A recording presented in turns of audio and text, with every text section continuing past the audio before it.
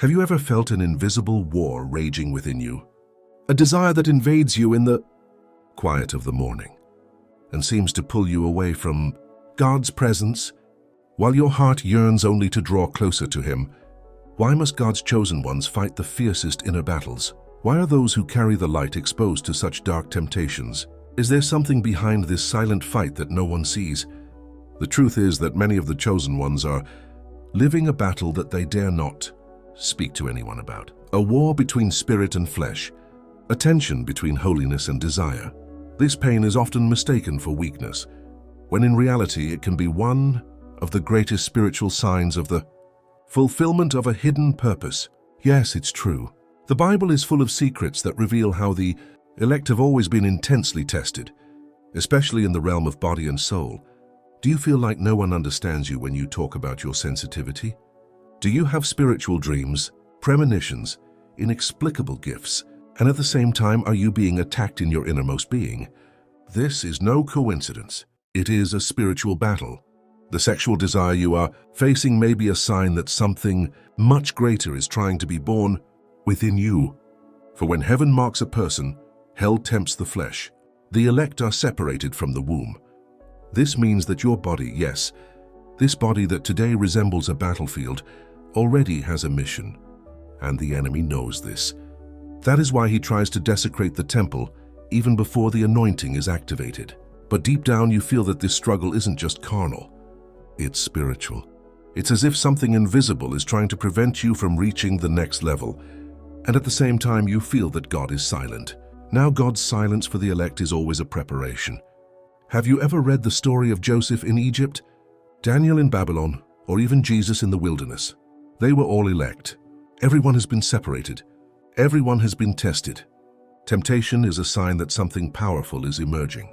And the most violent attacks come just before a great spiritual revelation. This is happening to you too. Don't think this struggle is just about you. It's common among people with a purpose.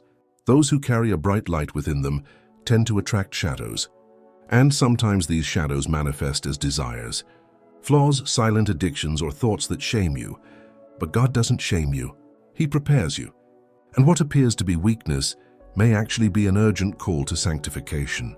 You are not here by accident. If this struggle is growing within you, it is because something is stirring in the spiritual world, and perhaps no one has explained to you the real reason for all this. But now something will be revealed. A key will turn, because what awaits you is not punishment, but preparation. And that's precisely what we're going to talk about now. But before we continue, tell me something in the comments. Have you ever felt like your greatest enemy lives within you? That the greatest battle isn't taking place outside, but in your head, your thoughts, your desires? If so, it's right here. This battle is real, but I'm a chosen one. Let's make this a safe space where everyone can open up. 2. For when one chosen person shares their pain, they silently strengthen another. Like and subscribe to the channel now. You'll find spiritual guidance, prophetic comfort, and unique revelations. Every video we publish is for those with a calling, who are going through challenges the world doesn't understand. Now let's dive into the truth that few dare to express. Why do God's chosen ones encounter so much difficulty in the sexual sphere? Because this intimate pain hides a spiritual mystery, and you will understand. Have you ever noticed that the more you try to devote yourself to God, the stronger the temptations become? That your flesh seems to cry out as you draw closer to God? This is no coincidence. It's not a weakness. It's not a deviation. It's a sign. A sign that there is a true calling in your life. For the body of the chosen one is not just flesh. It is a spiritual channel. This is the main reason why almost no one dares to say that the body of the chosen one is a spiritual channel. It has been set apart. It has been anointed. It carries within it frequencies, codes, gifts, and access points that the spirit world recognizes, both from the light and dark sides. And that is why it is under attack. The enemy does not waste its ammunition on the lost. It invests heavily in those who carry something exceptional within them. And if your body was a battlefield, it may be because it was created as an altar. The desire you feel isn't just carnal. It's energetic, vibrant, spiritual. You feel the touch of the invisible. Your skin picks up signals. Your soul senses movements, And behind this intense desire lies an exceptional sensitivity. The body of your chosen one isn't just any body. It was formed in the mother's womb. And even if you don't understand it yet, your biology already has a mission within it. This is why you may have experienced impulses, desires, and aspirations that do not correspond to your true nature, because a part of you is torn from its deepest essence. And this part must be understood, not repressed by guilt. What the enemy seeks to do is desecrate what God has set apart. He knows that if he corrupts the channel, he will delay the flow of the anointing. And here is the second reason. The sexuality of the elect is a strategic target. Understand this with spiritual maturity. Sexual desire is not something dirty. It was created by God. But it can also be manipulated, distorted, and misused as a distraction, a downfall, or even an act of self-sabotage. The great anointed ones of the Bible were tested in this regard. Samson, David, Solomon, and even Joseph. Each of them went through trials related to the body and desire. For where there is great power, there are many trials. The enemy knows that sensuality is one of the most subtle ways to captivate the soul. It affects the mind, body, and spiritual energy. And for the chosen ones, it's even more intense. Have you ever felt that a small trigger, an image, a thought, a memory, was enough to awaken a whirlwind of emotions within you? This often happens to those who have a vocation, because the soul of the chosen one is like an open field. Everything penetrates with increased force. However, what the enemy fails to mention is that even the elect have the capacity to rise with the same intensity as they are tempted. This is why the attack is so strategic. The sexuality of the elect is one of the most affected areas, because it is there that intimacy with God, consecration, and even spiritual authority develop. A body dominated by its impulses tends to live in constant guilt, which weakens faith and clouds identity. But a body perceived as a temple becomes a portal of healing, strength, and liberation. Therefore, it is essential to view this battle with the right perspective. The enemy doesn't just want to tempt you into sin, he wants you to ignore who you are. Now for the third reason, the chosen one's spiritual sensitivity amplifies everything. You feel too much, you think too much, and you perceive details that no one else notices. Your emotions are not superficial. They are like an ocean. When you love deeply. When you feel pain, it is a pain that burns you from the inside out. When you are tempted, it is as if you are being drawn to something invisible. I'm not exaggerating. It's a matter of spiritual sensitivity. Your energy system is more open. This means you receive more energies, intentions, desires, and presences. And this sensitivity extends to the sexual sphere as well. A caress isn't just a caress to you. A look isn't just a look. A memory can make you relive entire emotions, as if they were happening in the present moment. And all of this can become fertile ground for desire, especially if you're emotionally vulnerable. It's not that you're weaker, but more sensitive. And this sensitivity must be cultivated, because ignored it turns into fear, repressed it breeds guilt, misdirected it becomes an addiction. But once understood, it becomes spiritual power. The prophets of the Bible were sensitive. The visionaries, the dreamers, the chosen ones, all carried a deep soul within them. And it is this depth that gives rise to the intensity of desire.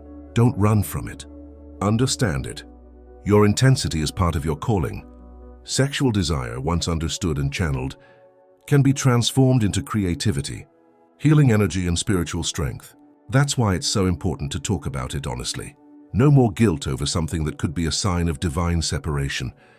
Yes, desire can become a trap, but it can also transform into self-control, majesty, and maturity, and we'll talk about that later. But first, if you're interested, feel free to leave a comment. Or if you've ever experienced silent struggles in this area and no one has understood you, comment, "My pain has a spiritual root." This will help us strengthen this community of people who, like you, are discovering the truth about themselves. And if you haven't enjoyed this video yet, watch it now. This shows YouTube that this message needs to reach more people like you who struggle in silence, unaware that God is teaching them. Subscribe to the channel, because here pain finds a voice, the chosen ones find guidance, and every video is a revelation. Have you ever wondered why you feel most alone at the very moment you need connection the most?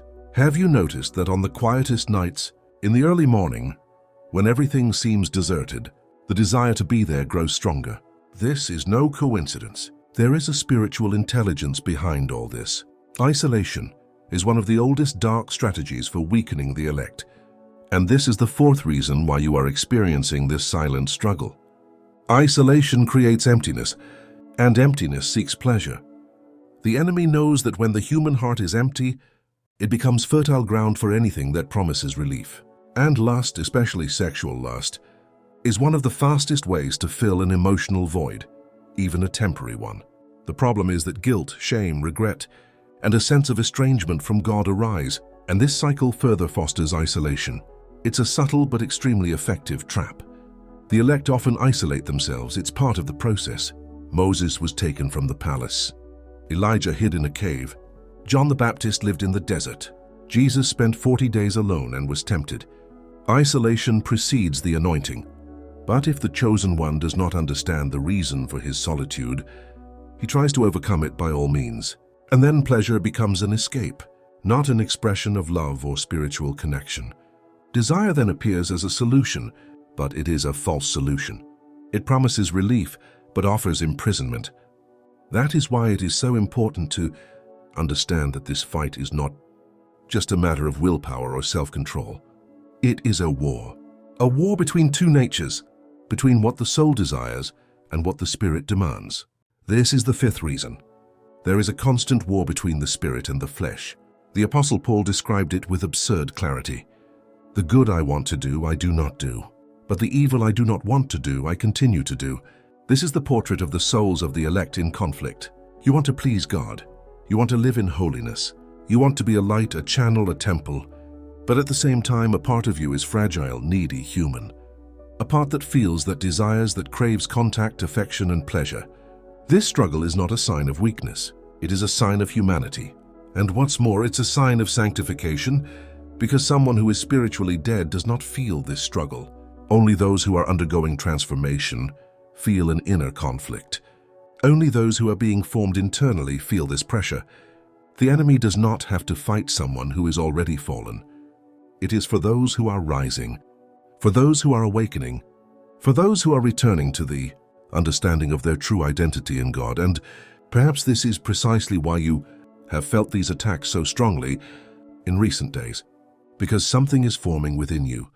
You are in alignment with your calling. And when this happens, the spiritual field transforms.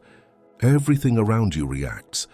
Your body screams, your mind groans, your emotions fluctuate. But amidst it all, there is a path to elevation, a path of renunciation that does not weaken, but strengthens. And this brings us to the sixth reason. The purity of the chosen one is a spiritual weapon. Yes, a weapon, a power few understand. In a world where everything is exposed, sexualized, and focused on immediate gratification, a life of purity becomes an act of spiritual warfare. It's not about perfection. It's not about oppression. It's about conscious free will. Every time you resist a temptation that almost knocks you down, you take a step toward the invisible.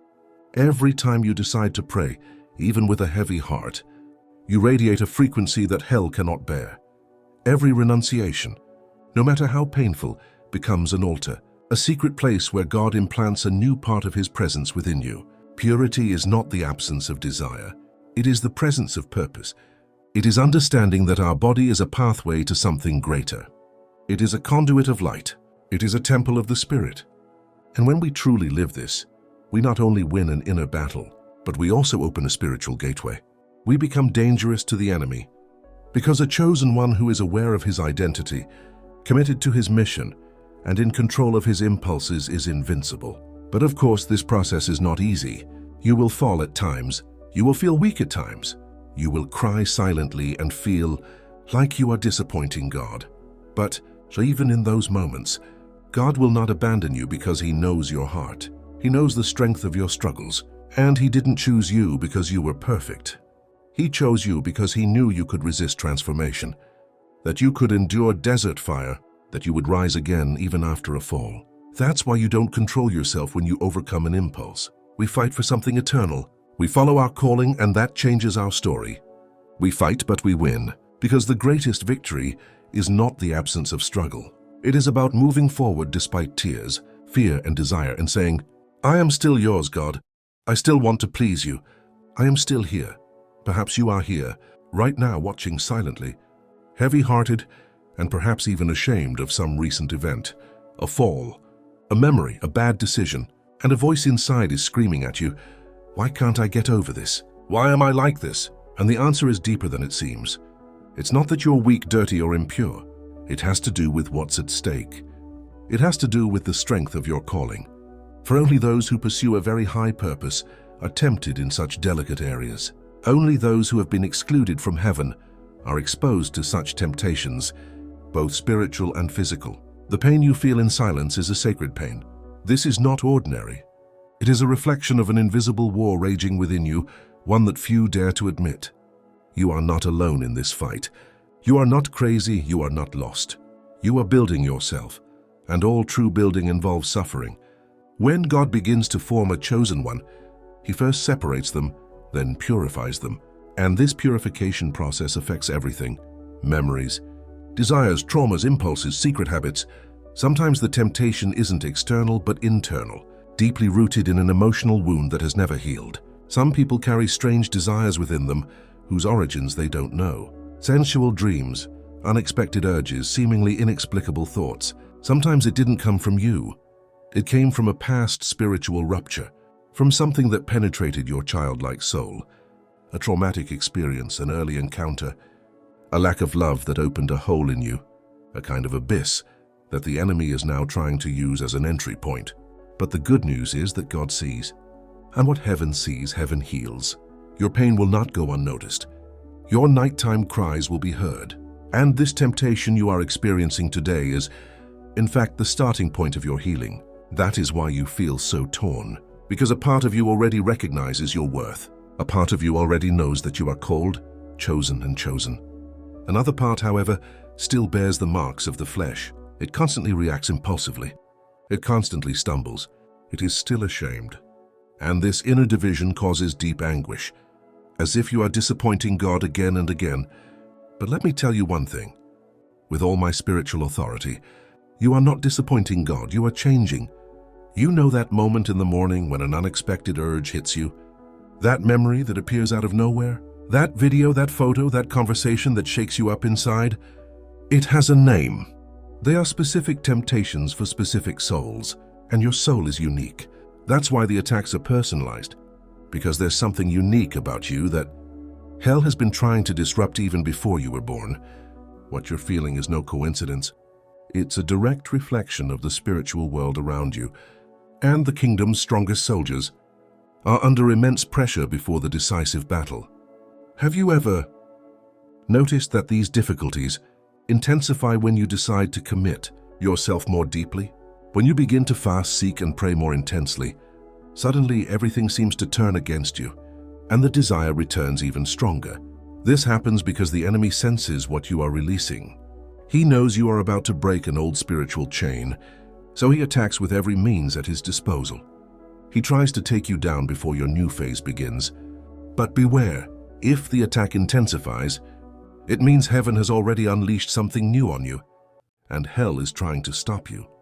You must understand that your body is being formed, your soul is being restored, and what seems like temptation is a battlefield.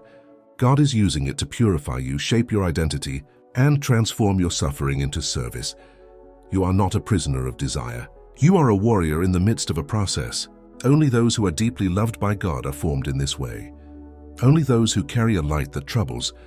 The world are haunted by such dense shadows, and even if no one knows what you feel, even if no one understands the inner struggles you face, when no one sees you, God understands. He knows your heart. He sees the struggles no one else sees. He recognizes every unshed tear, every prayer amidst guilt, every attempt to get back up after a fall. And to God, that's worth more than any appearance of holiness. Because what matters to Him is what happens in secret. There where only you and He know your story is being written. And you know what? Many of those who preach, heal, and prophesy today have experienced the same suffering you have. They too have been tested. They too stumbled. They too thought they couldn't take it. But they were healed. They were restored. For God doesn't call the perfect. He calls the willing. And if you're still here, still searching, still trying to understand why this pain won't go away, it's because you're one of them. A chosen one, someone special. Someone who will come out of this desert stronger than when you arrived. You may think you're being tested, but you are. Stop. There's a big difference between punishment and training. The enemy accuses, but God prepares. And what you're experiencing now, this tension, this longing that seems to consume you from the inside, doesn't mark the end of your spiritual journey. This is the beginning of an elevation you cannot yet perceive. This desire, which many call weakness, can become your greatest strength if you understand it with the eyes of the Spirit. For you are not just facing an impulse, but the mirror of your mission. God allows you to go through this suffering not to destroy you, but to form you more accurately. Every time you look within and acknowledge your inner struggle, you take on the form of a rare jewel. And jewels only shine after much friction. You are going through a spiritual test. It's real. You may not see everything that is happening right now in the invisible world, but it is happening. Every decision you make, even in pain, even in the midst of temptation, is written in heaven. And what seems like a silent renunciation today will be yours tomorrow. A public testimony of victory, for God will use what tried to destroy you to lift others up through you. This is why many of the chosen perceive their struggle as different, because it truly is. You are not like the others. Your calling is different, and where there is an extraordinary calling, there is also an unusual trial. You feel this desire intensely, because you feel everything deeply. The joy that calls you tastes like comfort. But what God is building in you is much more than comfort. He is shaping you so that your story will liberate others. You will speak about your fight for freedom. You will advise others with authority. You will look back and realize what has humbled you the most. This is what God used to reveal His glory through your life. Your flesh will become the altar, and what causes you pain today will heal others tomorrow. Believe me, you are not living all this in vain. Each of your tears waters a destiny about to blossom. This break is slow, sometimes painful, but it is sacred and necessary, because the chosen ones are not simply sent, they are formed. And this formation occurs within us, in an invisible place, in the enclosed space, in the torn soul, in the silent tears. And God, seeing all this, lifts you up stronger than ever. Not because you are perfect, but because you surrender. For even when you fall, you want to get up. Even when you feel guilty, you cry out. And that is all God needs to continue transforming you. Now that you understand the meaning of this struggle, I want to invite you to do something powerful. If this video touched you, write in the comments, "My struggle has meaning." Say it with a prophetic voice. This sentence is not a mere comment. It is a spiritual affirmation. Are you telling yourself that you will no longer be ashamed of the process, but rather that you will use it as a bridge to your goal? And whether this is your first visit here or you are already following this path with us, subscribe to the channel now. This channel is for those who feel too much, for those who struggle in silence, for those with an invisible mission, but an eternal calling. Every video here is a revelation. Every word is a healing. Every message is an awakening. Ring so you don't miss a thing, for you will be perfected. And when your time comes, no one will be able to stop the brilliance of your mission.